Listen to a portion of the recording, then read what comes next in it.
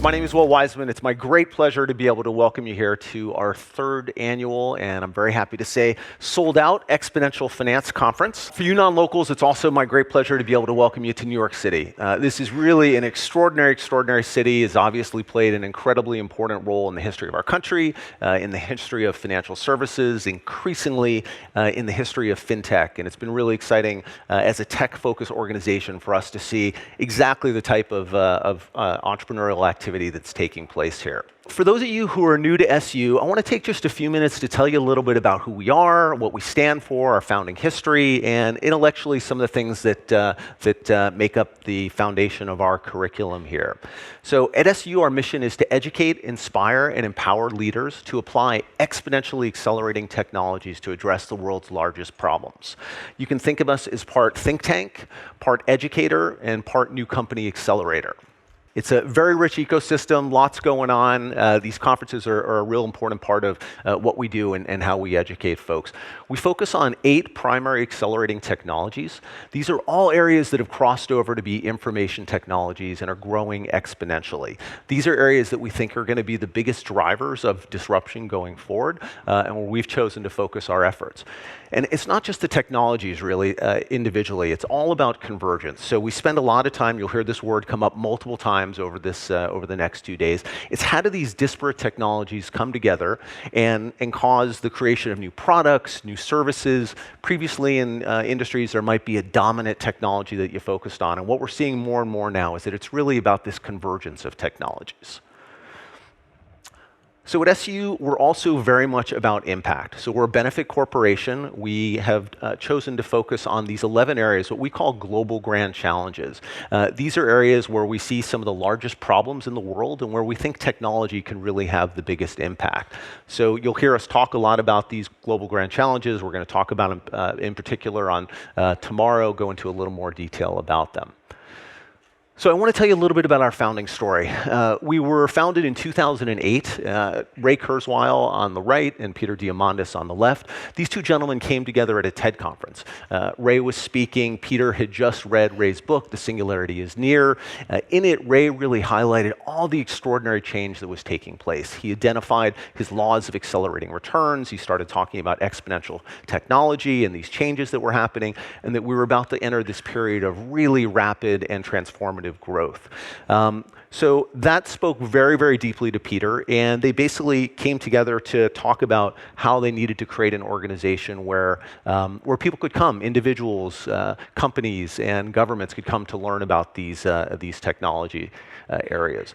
So Peter Diamandis is the first half of our founding equation. One of the most energetic guys I know. He's got his hands in just tons of different companies, some of the biggest and boldest thinking that's out there. He is, besides being chairman of SU, he is an executive chairman of the X Prize, of Planetary Resources, of Human Longevity, and Bold Capital Partners.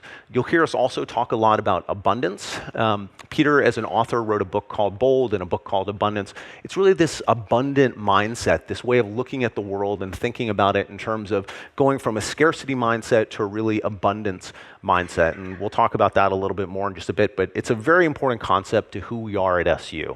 So Ray Kurzweil is the other half of the founding equation. He is a brilliant thinker. He is one of the most accurate futurists and predictors that this world has ever known. He's an inventor, he's an entrepreneur, he is a director of engineering over at Google. We're going to hear from him later on today when he speaks with Bob Pisani. So there's some extraordinary things happening in the world. I'm sure everyone's getting a sense of this. I wanted to just kind of pull a couple headlines that have resonated with me and that we've seen recently. Clean energy jobs for the first time surpassing oil jobs. The UK is thinking about a universal basic income.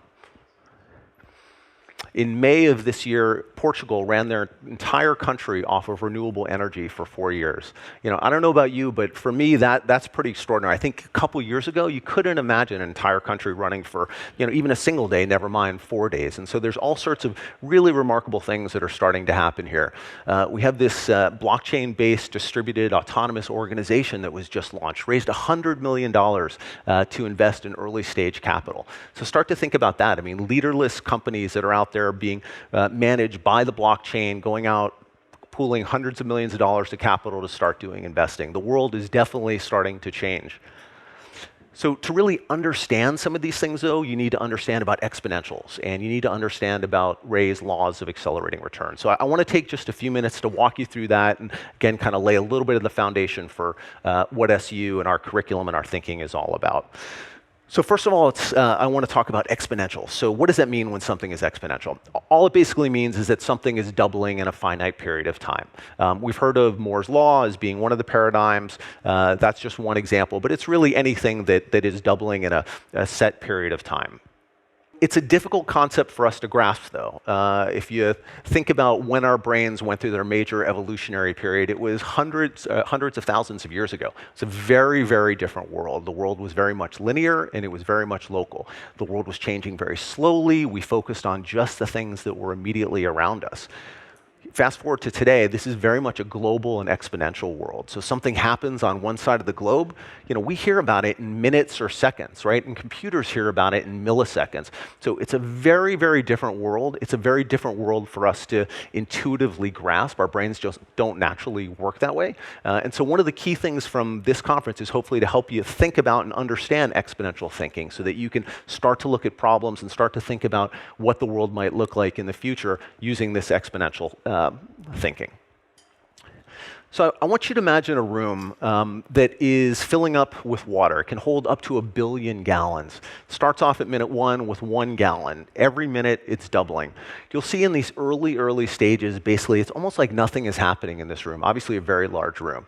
But as you start to get further down the curve here, all of a sudden you start to see something interesting happen. So, at 23 minutes, there was 3 minutes or 3% of water in this room. And then all of a sudden it's these last few minutes where everything starts to change. The whole world, all of a sudden, it's that last step basically goes from 50% to 100% of the room.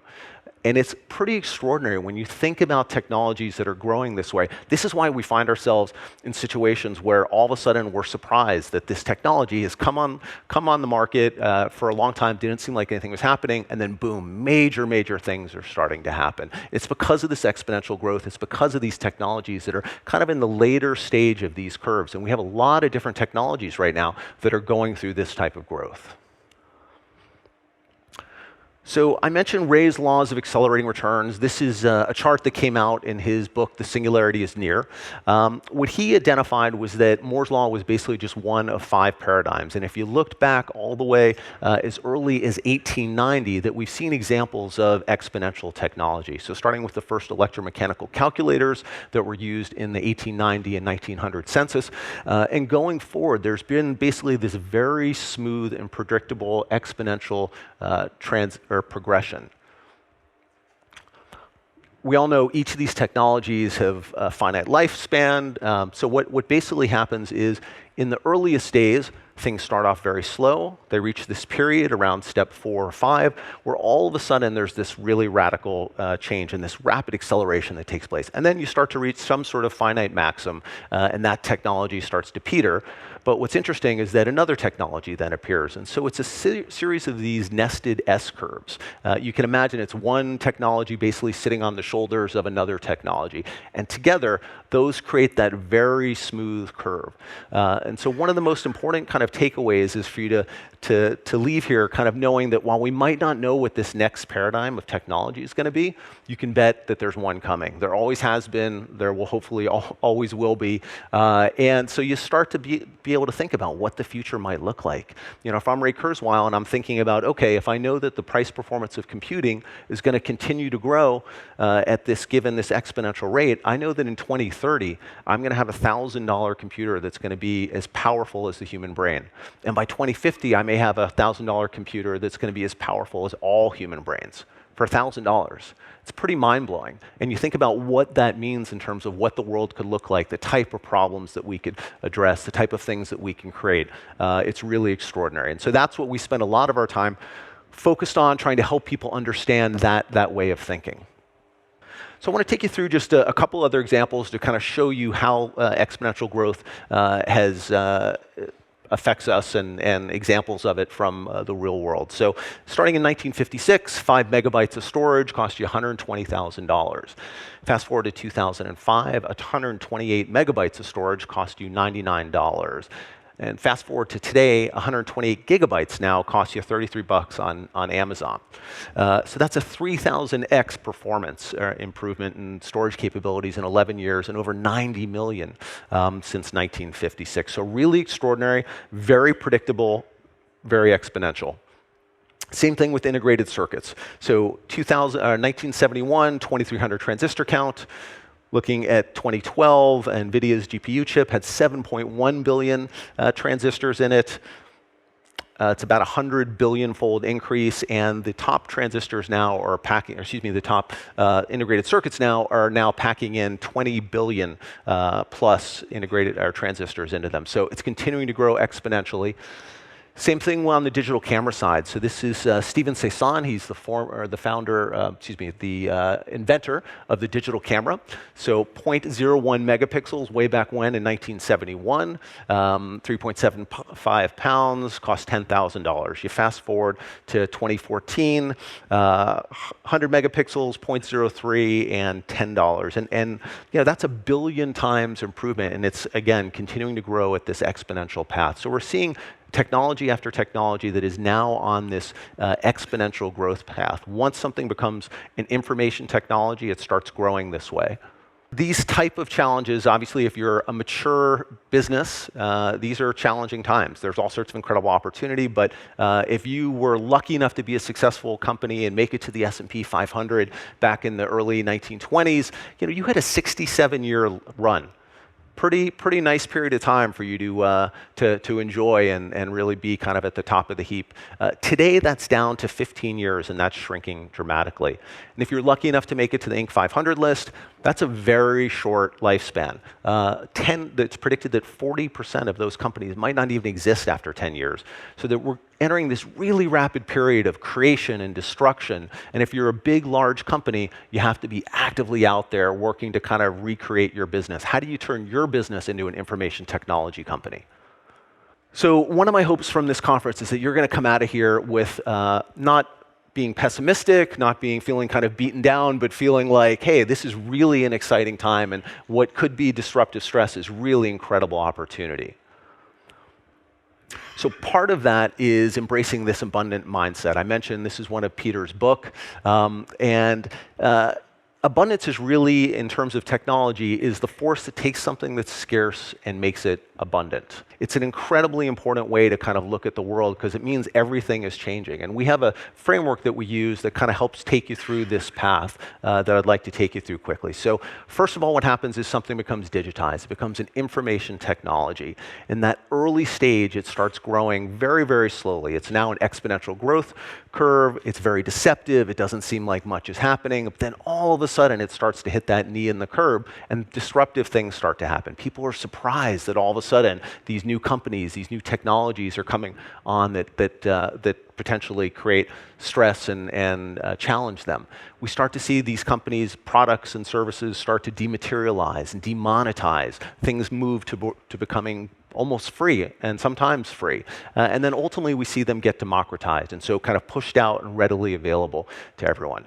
It's a very predictable path that we see over and over again. It's something that you need to think about as you think about your business. And we think ultimately it's an incredibly positive step forward and force in the world for positive change. This is contrary to the news, to what you see in the news today. I mean, if you do watch TV or read the news a lot, it feels like there's a lot of terrible things happening in the world. There certainly are, but it's the best time for us ever to be alive as humans. And there's more and more positive things that are happening. It's the safest time.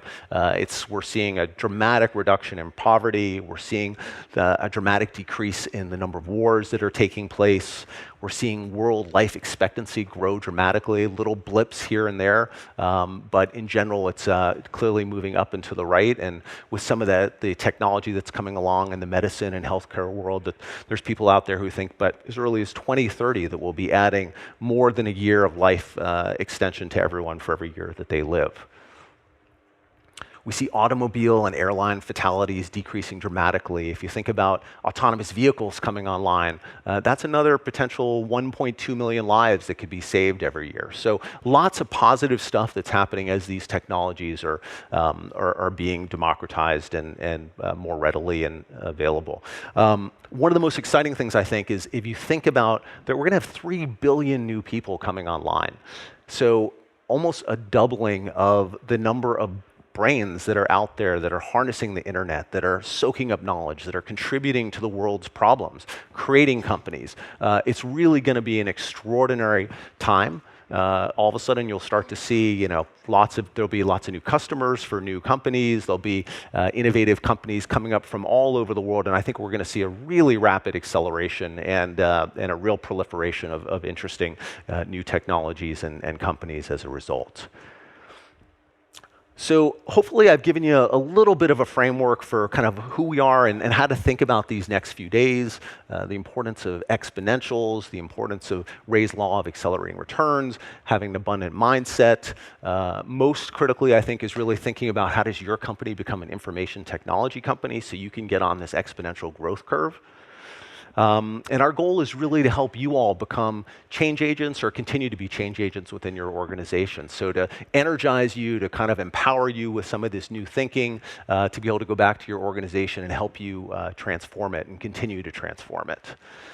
So these conferences are pretty amazing opportunities. They're great experiences for me. I get to meet some of the extraordinary people in this room. We have almost 400 folks here, actually over 400 folks and about 500 folks total, including our innovation lab folks. We'll have close to 50 speakers over the next couple of days. Really want to encourage you to take the time to get to know some of these people in the room that are sitting beside you. What we find is incredible new business ventures come out of this, friendships, partnerships, investors, and they're right out there. And so we get all sorts of great feedback afterwards that people have made some meaningful connections, but it means you connecting with people. So really encourage you to get to know some of the folks that are around you. So the Chinese have a proverb that says, may you live in interesting times. And I think there's no doubt that this is a really extraordinary time in human history. And the financial services is certainly going through this period of rapid dematerialization, demonetization, and democratization. And so one of the things I want you to think about is how does your company fit into that? What role are you going to play in that process as these dramatic changes start to happen?